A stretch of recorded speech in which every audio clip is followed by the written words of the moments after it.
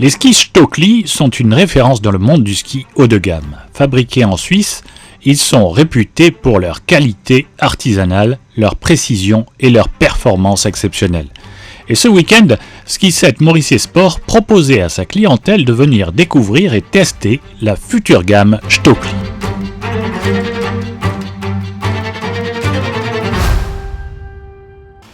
Anthony, alors nouvelle gamme Stockley, on va dire à l'essai chez Maurice Sport ici à Isola 2000. Exclusivement aujourd'hui, on vient présenter la collection 26-27 des skis Stockley. Donc on est venu avec notre collection complète qui va se composer de skis bien sûr piste, l'ADN de Stockley. On va décliner sur des skis très performants, très sportifs. On aura aussi une partie de la gamme qui sera sur des skis pistes un petit peu plus tolérants. Et sur l'arrière, on va aussi être capable de proposer des skis qu'on appelle Pistol Mountain. Donc c'est des skis prévus pour la piste mais beaucoup plus larges qui vont permettre d'apporter un petit peu de polyvalence s'il y a un petit peu de neige fraîche sur le bord de piste. Et évidemment, on est venu avec notre gamme très connue qui est la gamme des Storm Rider d'Enela qui là on va vraiment rentrer dans un programme All Mountain avec des skis plus larges prévus pour vraiment sortir des pistes. Ce Stockley, ça s'adresse plus à une clientèle premium. Alors, des habitués, on va dire. Alors, on a un noyau dur de clientèle qui, bien sûr, va chercher chez Stockley de la performance. Mais c'est vrai que maintenant, depuis 5-6 ans, on observe une nouvelle clientèle qui se dirige vers Stockley, qui va plus, elle, rechercher du confort et de la sécurité. C'est-à-dire du confort et de la sécurité. C'est un ski polyvalent. Alors c'est des skis qu'on a un petit peu assagis et surtout de par leur construction, c'est des skis qui vont vraiment mettre le skieur ou la skieuse en confiance, qui vont être plaqués sur le sol et qui ne vont pas apporter de vibration, donc qui vont accepter de prendre de la vitesse et c'est ce qui va faire que le client va pouvoir vraiment se laisser aller et vraiment être en totale confiance. Là aujourd'hui, comment ça se passe alors ?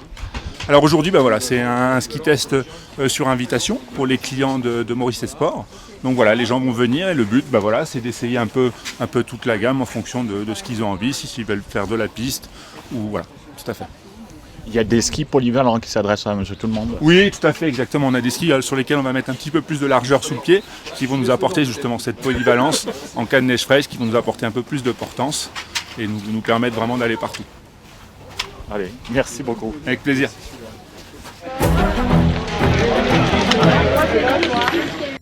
Voilà.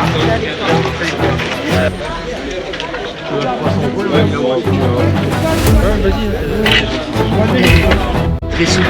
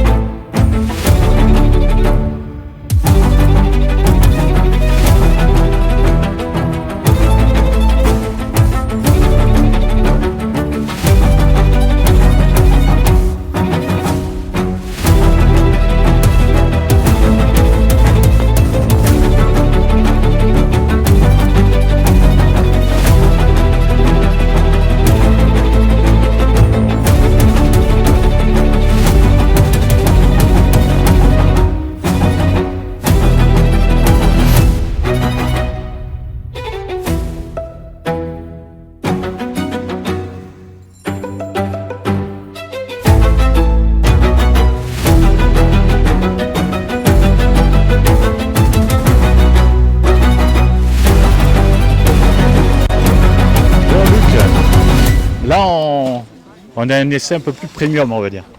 Un essai premium, oui, parce qu'on a la fameuse marque suisse Stockley qui est avec nous aujourd'hui, avec la collection de l'année prochaine. Donc là, tous les gens peuvent tester les modèles qui seront disponibles à partir du mois de décembre. Voilà.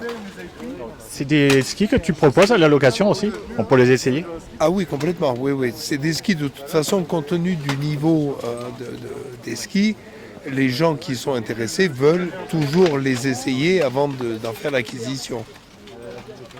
Et aujourd'hui, tu proposes on peut les essayer en plus en ta compagnie, j'ai vu. On peut les essayer en ma compagnie et puis en plus ça permet de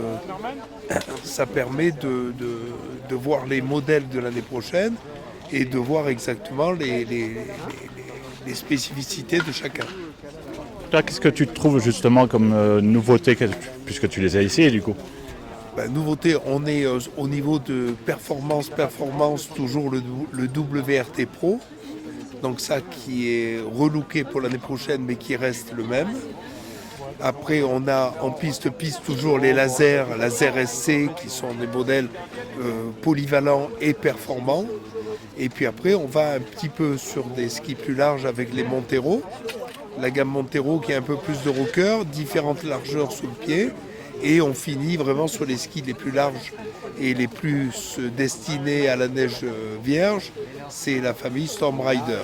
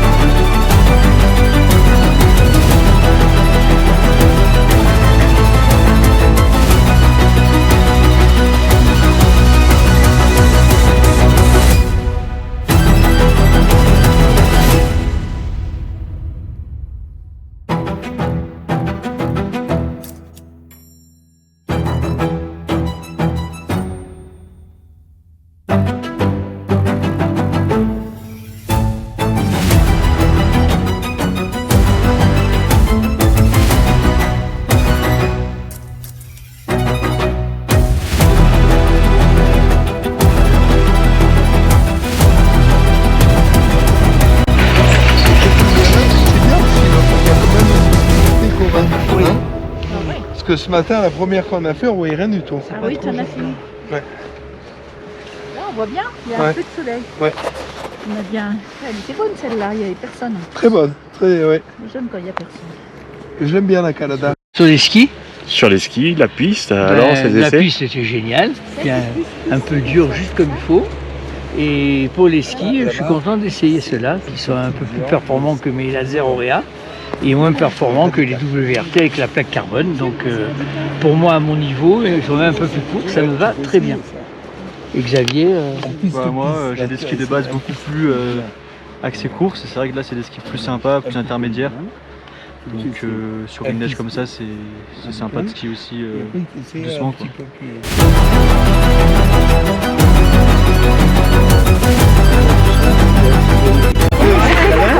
Vous êtes une habituée de la marque. Pas vraiment habituée, mais je suis très contente. Je les essaie depuis quelques semaines et je suis ravie. Voilà. Ils accrochent bien et on se sent en confiance avec.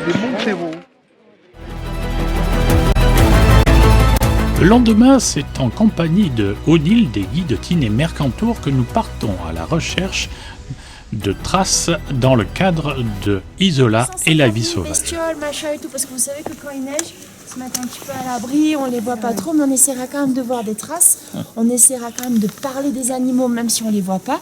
Et puis quoi qu'il arrive, on sera en extérieur et on se fera une belle balade. Est-ce que tout le monde est d'accord? C'est votre dernier mot? Alors je vous garde.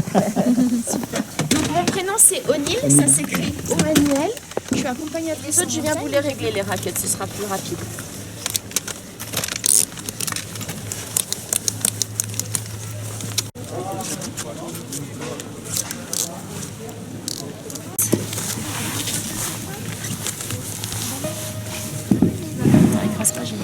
How many times must the earth go round the sun before we finally see that we only have one? How many times must we say we're out of time? C'est exactement ça. En fait, c'était des chasseurs-trappeurs. Dans toutes les contrées, on avait de la neige, aussi bien dans tout le nord de l'Europe que dans le Canada, les États-Unis, voire même le Japon. En fait, ils avaient essayé d'augmenter l'importance des pieds, en fait. C'était les chasseurs-trappeurs, parce qu'on est d'accord que si on n'avait pas ces sublimes raquettes, eh ben on s'enfoncerait peut-être dans des endroits jusqu'à mi-pouce. On aura plus de mal à marcher, c'est sûr. Beaucoup plus de marche. Après, il y en a qui le font parce qu'en dessous, c'est damé, mais c'est quand même mieux d'avoir les raquettes. Et carrément, ils en ont trouvé au Japon des toutes petites raquettes, parce que les Japonais sont quand même un petit peu plus petits que des Canadiens ou que des Russes, quoi. Avec, au début, c'était simple bois cintré, avec du cordage. Alors que maintenant, on a carrément des raquettes avec des pointes en tungstène, des inserts carbone, machin et tout. Donc là, ça va être très souple aujourd'hui, mais vous devez toujours être techniquement à l'aplomb de vos raquettes. sur la neige, ça vous fait. C'est agréable de marcher avec la neige comme ça, regardez. Là, c'est super. Keeping us alive.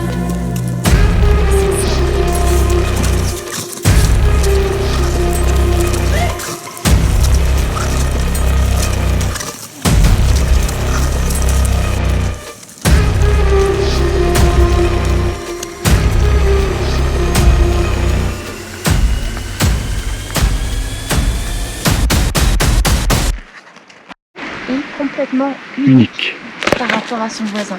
Et c'est ça que je trouve extraordinaire. Il n'y a pas un flocon qui ressemble à un autre flocon. Si jamais ça vous passionne, et toi je pense que ça pourrait te plaire, tu regardes, il y a un petit bouquin aux éditions Odile Jacob, il doit coûter dans les 6-8 €, La petite histoire du flocon de neige. Petit bouquin blanc. Et en fait, on se rend compte que dès le Moyen-Âge, il y a des scientifiques qui se sont justement penchés sur l'étude sur l'étude justement des flocons, mais même des gens super calés, même Einstein à un moment donné il allait regarder La petite histoire du flocon de neige aux éditions Odile Jacob, et c'est vraiment passionnant. Et du coup, une fois qu'il s'est formé, ben en fait c'est presque philosophique la vie d'un flocon, parce qu'au moment où il se crée, c'est là où il commence sa fin en fait, parce qu'en fait il va se frictionner contre d'autres flocons dans le nuage, donc il va peut-être perdre une patte. Donc c'est pour ça que peut-être ton flocon qui a atterri sur ta veste, il avait plus que 5 dendrites. Après peut-être il va rouler, et donc quand il va atterrir, eh ben, ce sera plus le joli flocon avec toutes ses branches, mais ce sera juste une petite bille de givre. Et après, mettons qu'il arrive, il se pose au sol, le beau flocon instagrammable avec les 6 branches, machin et tout qui arrive là, eh ben, le pauvre, qu'est-ce qui va arriver? Eh ben, il va se faire écraser par des raquettes, et du coup il va se faire compacter. Il va se prendre du soleil, il va commencer à fondre, il va regeler, et ainsi de suite. Et en fait, c'est le cycle de l'eau, le cycle de la vie, où en fait, des simples gouttes de vapeur d'eau, ça va redevenir de la matière à l'état solide. Et ensuite, ça va revenir de l'eau, et c'est le fameux cycle de l'eau.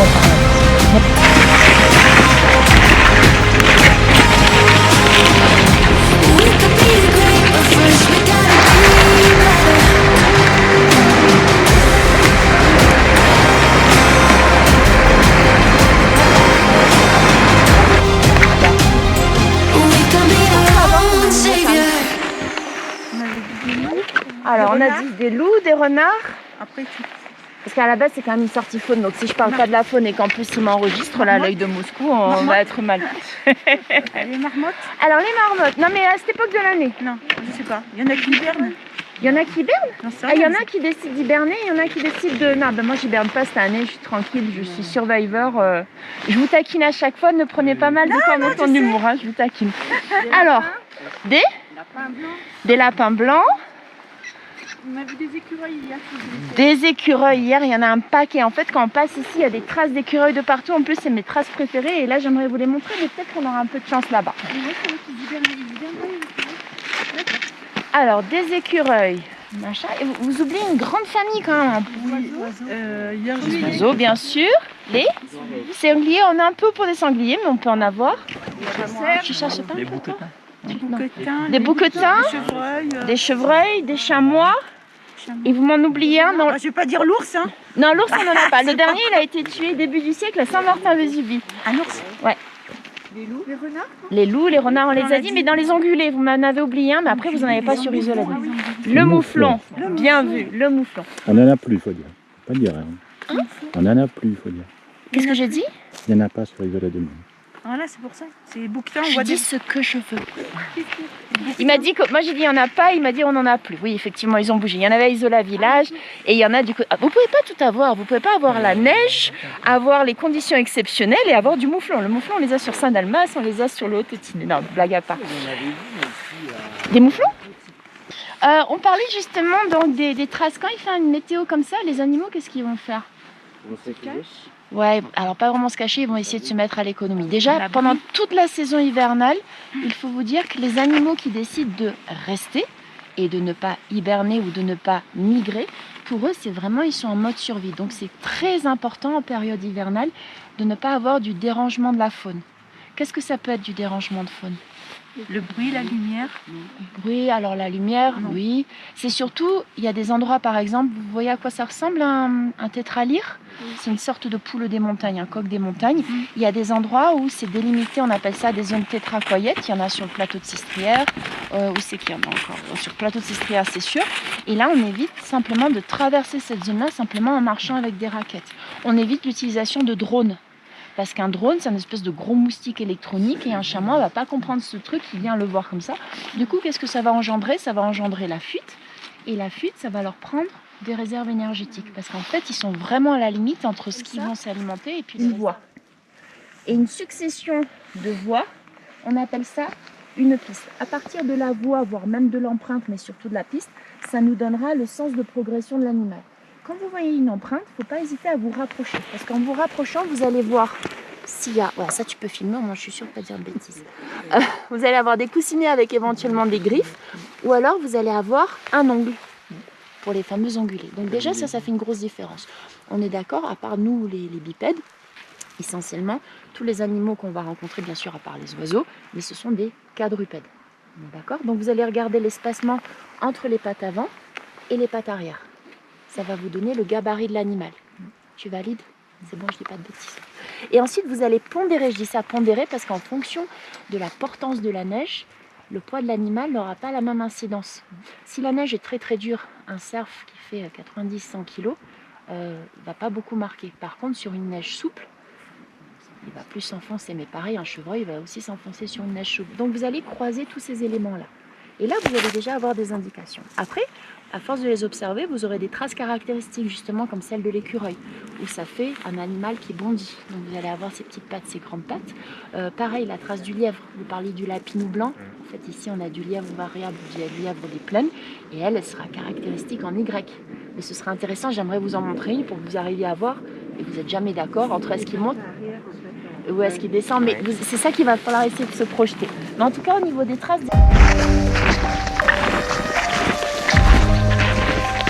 Moi je sais que j'aime pas ça. Tire sur les quadrilles parce que si vous les gardez tout le temps comme ça, allez baisse le fil, c'est comme ça.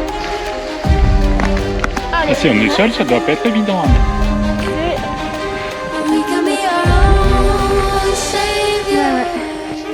Qui est-ce qui saute? Un écureuil. L'écureuil. Bien joué, c'est exactement ça. Et là, si vous vous approchez, vous voyez qu'il y a les deux petites pattes et les deux grandes pattes. Donc du coup, à votre avis, allez, la suite. Il allait par là, ou il allait par là. On va voir si les grandes pattes sont derrière. Vous êtes sûr ou pas? Moi je vous mets le doute. Faut être sûr. Certain. Vous êtes sûr ou vous n'êtes pas sûr? Attends, parce qu'il faut que tout le monde se mette d'accord. Hein. Est-ce qu'il y en a qui disent qu'il va par... Qu'est-ce qu'ils disent qu'il va par là? Personne? Ouais, ça va, je vous garde encore un peu, je vous abandonne pas. C'est exactement ça. Et oui, mais il y a des fois où tu verras ces pièges. Mais là, le problème, c'est que les petites pattes sont ici, les grandes pattes. Là, il va pousser, poum, il va atterrir les petites pattes et les pattes arrière vont arriver un peu devant. Et donc, c'est ce qui vous induit toujours en erreur entre les lapinous et les écureuils. Vous comprenez le truc? Il va avoir ce mouvement. Donc souvent, ça vous induit en erreur. Scotcher la profondeur.